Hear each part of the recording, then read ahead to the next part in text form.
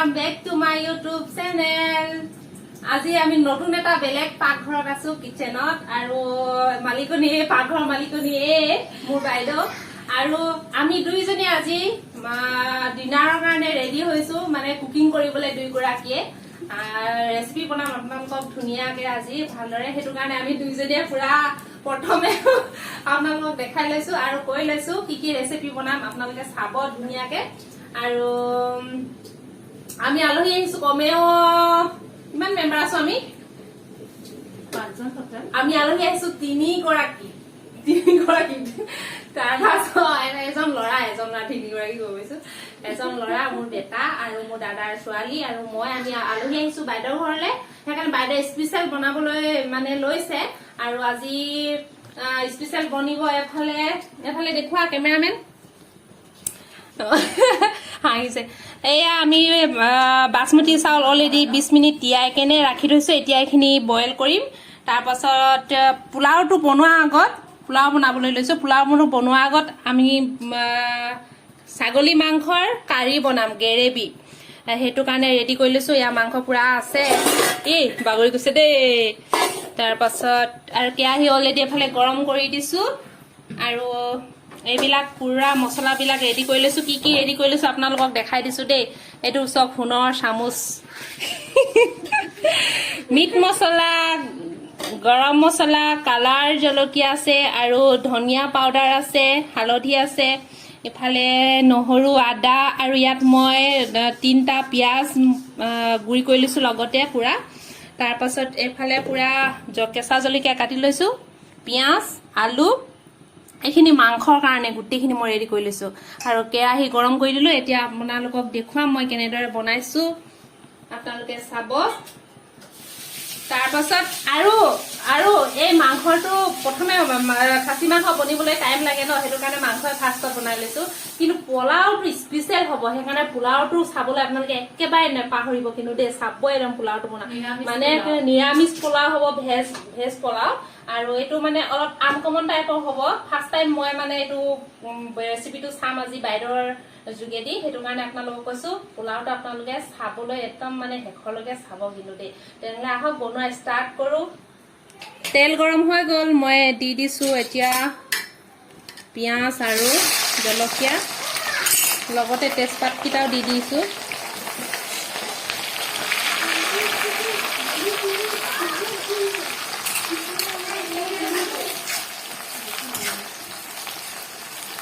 দিবলৈ মোৰ হৈ গ'ল সেয়া ৰেডি কি হ'ল ক'ত গ'লগৈ বাইদেউ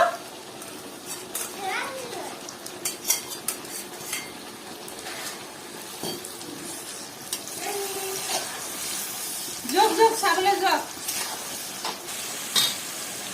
এতিয়া মই এই মছলা সামগ্ৰীখিনি গোটেইখিনি দি দিছো লগতে মই ভাজি ল'ম গোটেইখিনি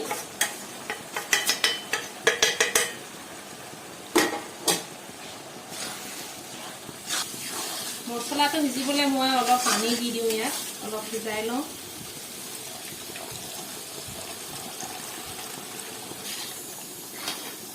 আগৰ ভিডিঅ' দেখাইছিলো বাইদেউহঁতৰ ঘৰত অহা নতুন আলহী বুলি আপোনালোকে যোনবিলাকে চাইছে নিশ্চয় গম পাব 2টা কুকুৰ মানে বাইদেউহঁতৰ ঘৰত আহিছিলে আৰু এই মাত্ৰ বোলে কুকুৰকেইটা দুৱাৰখন খোলা আছিলে ওলাই গৈছে সেইটোকে বাইদেউহঁত বিচাৰি পুৰা হাহাকাৰ আহিলে নাই দেখাম ৰ'ব অলপ পিছত আপোনালোকক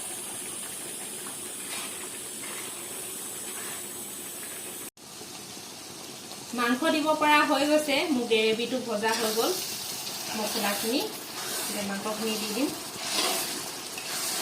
যিহেতু পোলাওৰ লগত খাবলৈ অলপ গ্ৰেভি লাগে ডাঠকৈ খাচী মাংস বনালেতো গ্ৰেভি হ'বই লাগে সেই গতিকে মই মছলাৰ পৰিমাণটো অলপ সৰহকৈ দিছোঁ আৰু গ্ৰেভি হ'বলৈ মই পিঁয়াজ মানে মিক্সিত দি পেলাই গ্ৰেভি বনাই লৈছোঁ ডাঠকৈ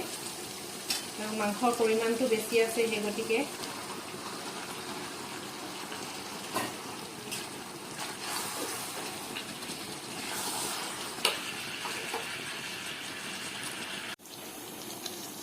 মাংসৰ পানীটো মই শুকুৱাই লওঁ ইয়াতে এনেকৈ মেলি থৈ দিওঁ তাৰপাছত আলু মিক্স কৰিম তাৰ পাছত মই যেতিয়া লাগি ধৰিব নহয় তলত তেতিয়াহে মই পানী দি পেলাই এইটো সিজিব ঢাকন দি পেলাই সিজোৱা আমি চেৰি এয়া চেৰি আহিলে আৰু গুলু আহি পোৱাই নাই চেৰি ক'ত গৈছিলিগে তোক একদম দিব লাগে দেই হয় বেছি বদমাছ হৈছে ন আধনা ক'ত গৈছিলি বুলি সুধাচোন ক'ত গৈছিলি ক'ত গৈছিলি আধনা ষ্টিকটো লৈ গৈছিলো হে তাক দিয়া একদম পিটন দিয়া 2-7 মান দিয়া তাক বদমাছ হৈছে বেছি একদম অলপ দুৱাৰ খোলা থাকিলে যায়গে দিয়া দিয়া আৰু এচাত দিয়া আলু দিব পৰা হৈ গৈছে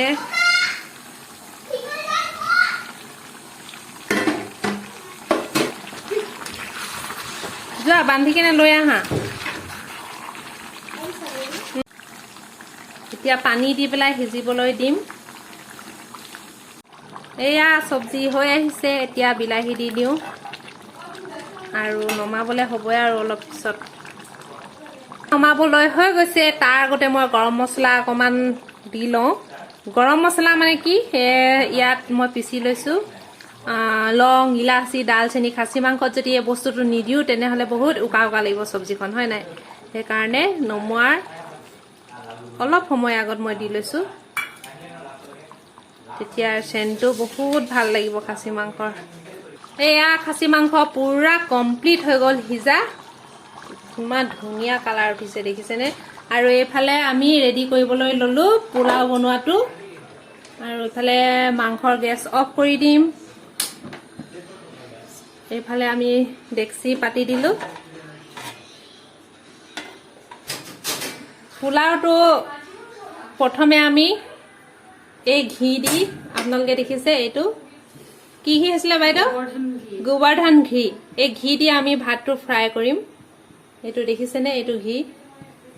ইয়াত কোনো তেল নিদিওঁ সম্পূৰ্ণ ঘি দি ইয়াত ফ্ৰাই কৰা হ'ব আৰু ইণ্ডিয়া গেট বাসমতি চাউল অলৰেডি আমি এয়া হাফ ফ্ৰাই কৰি মেলি ৰাখি থৈছোঁ গাজৰ কাটি লৈছোঁ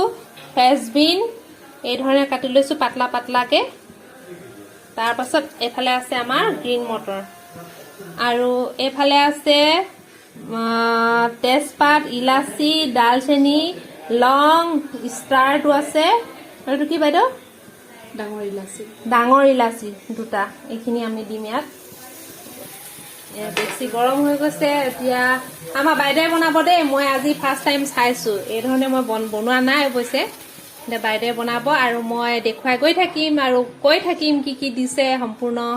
চাই থাকিব শেষলৈকে ভিডিঅ'টো এয়া ঘি দিলে এতিয়া বাইদেৱে গোবৰ্ধন ঘি পুৰা ঘি দি বনাবচোন কিমান টেষ্টি হয় পোলাও খাবলৈ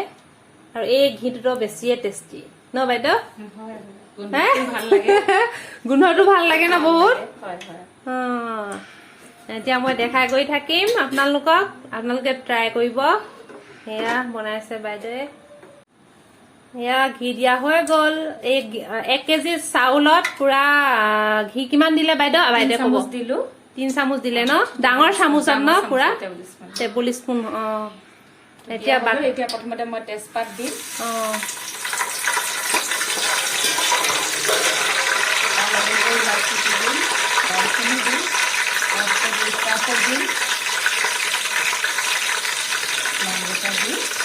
ভালকৈ বনাই লওঁ কম ষ্টিমত বনাব কমকে ন এদিন আহোঁতে বাইদেউ বনাই খুৱাইছিলে ইমানে টেষ্ট লাগিলে খাই পেলাই পোলাওটো তাৰপাছত কিন্তু বনোৱা পদ্ধতিটো আজিহে দেখিছো কিন্তু দেই সেইকাৰণে ময়ো পুৰা ধ্যান দি চাই লওঁ আৰু দেই বাৰিষা বতৰত ফুল চিঙোতে আধা টুকুৰাকে আহিলে দেই প্ৰথমতে মই ডিমখিনি দিম ডিমখিনি অকণমান আগতে ফ্ৰাই হ'ব লাগে তেতিয়া ভাল হয় ফ্ৰেঞ্চবিনখিনি ন অলপ ফ্ৰাই কৰি ল'ব লাগিব ন ফ্ৰাই কৰি ল'ব লাগে ঢাকিব নালাগে নহ'লে কালাৰটো বেয়া হৈ যায় আপোনালোকে ইচ্ছা কৰিলে বইল কৰি ল'বও পাৰে মই বইল কৰি নলওঁ ডাইৰেক্ট দিছে আপুনি ন আমাৰ এইকেইটা আহিলে চেৰি আৰু গুলু ক'ত ফুৰিবলৈ গৈছিল তহঁতি আমাৰ ইহঁতি ফুৰিবলৈ গৈছিলে ক'ৰবাত আৰু গোটেইবিলাকক দৌৰালে ইহঁতি ন বদমাছ গুলু ভোক লাগিছে নেকি আজি চেৰি আৰু গুলু পোলাও খাবি হা এই পোৱালীকেইটা চব পলাইছে আৰু না ভোক লাগিছে নাই ভোক লাগিছে স্পেচিয়েল বনি আছে ৰবা দেই আৰে এইটো মাৰ খাবি আকৌ অলপ দেৰি থৈ দিব লাগিব এনেকৈ এতিয়া মটৰখিনি দি দিম তেতিয়া মটৰখিনি বেছিকৈ গলি নাযাব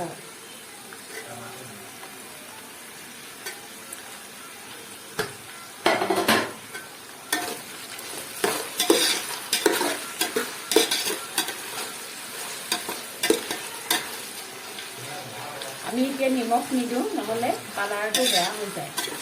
নিমখ অকণমান দেৰিকৈ দিলে কালাৰটো ভাল হৈ যায় এতিয়া মই আন্দাজমতে এচামুচ নিমখ দিম বেছিকৈ সিজাব নালাগে এইটো অলপ কেঁচা কেঁচা থাকিলে খাই ভাল লাগে ইয়াৰ ওপৰত মই এই আধা সিজা ভাতখিনি দি দিম এতিয়া এইখিনি ভালকৈ লৰাই 5 মিনিটমান দিলে বাইদেউ হৈয়ে গ'ল আৰু ন হয় 5 মিনিটমান ঢাকি দিলে হৈ গ'ল হৈ যাব খাব পৰা হয় বঢ়িয়া এতিয়া আমি চবে ৰেডি হ'ম খাবলে এইফালে মাংসটো দেখাই দিছো দেই মই কেনেকুৱা বনি আছে বাপৰে বা চোৱাকচোন চোৱা কি ধুনীয়া কালাৰ আৰু গ্ৰেভি কি টেষ্টি নেখাওঁতে টেষ্টি কৈছো খাওঁতেতো একদম চাব দেই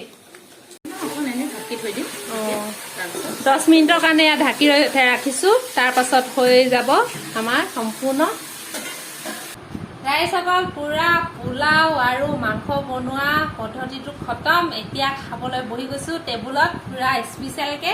লগতে আপোনালোককো দেখুৱাওঁ কেনেদৰে সজাই লৈছো পুৰা একফালৰ পৰা দেখাই দিয়া বেটা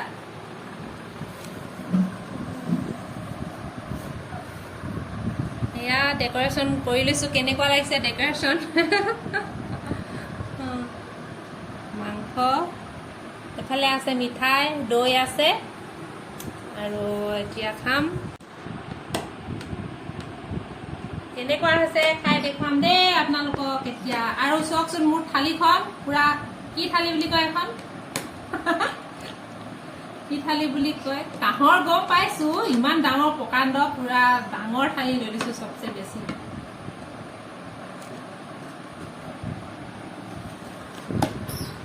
মাংস গ্ৰেভি মজা হৈছে এয়া চব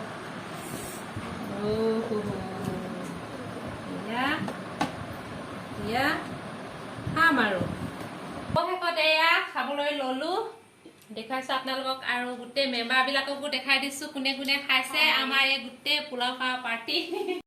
ভিডিঅ'টো ইমানতে ৰাখিছো আপোনালোকৰ যদি পোলাও বনোৱা ৰেচিপিটো ভাল লাগিলে তেনেহ'লে লাইক কৰিব কমেণ্ট কৰিব আৰু ছাবস্ক্ৰাইব কৰিব সেয়াই আৰু সদায় একেটা ডাইলকে দি থাকো বনাইহে দেখুৱাইছো আপোনালোক কিন্তু খুৱাবতো পৰা নাই বেয়া নাপাব দেই তাৰ কাৰণে হয় নাই বাইদেউ দেখুৱাবহে পাৰো খুৱাবতো নোৱাৰো কিন্তু খাওঁতো লাগে হয় নাই আমিও বেলেগৰ ভিডিঅ' চালে ৰেচিপি চালে মানে খাওঁ লাগে তেনেকুৱাকে আৰু কৈছো আৰু কথাটো তেনেহ'লে আজিলৈ আহো বাই বাই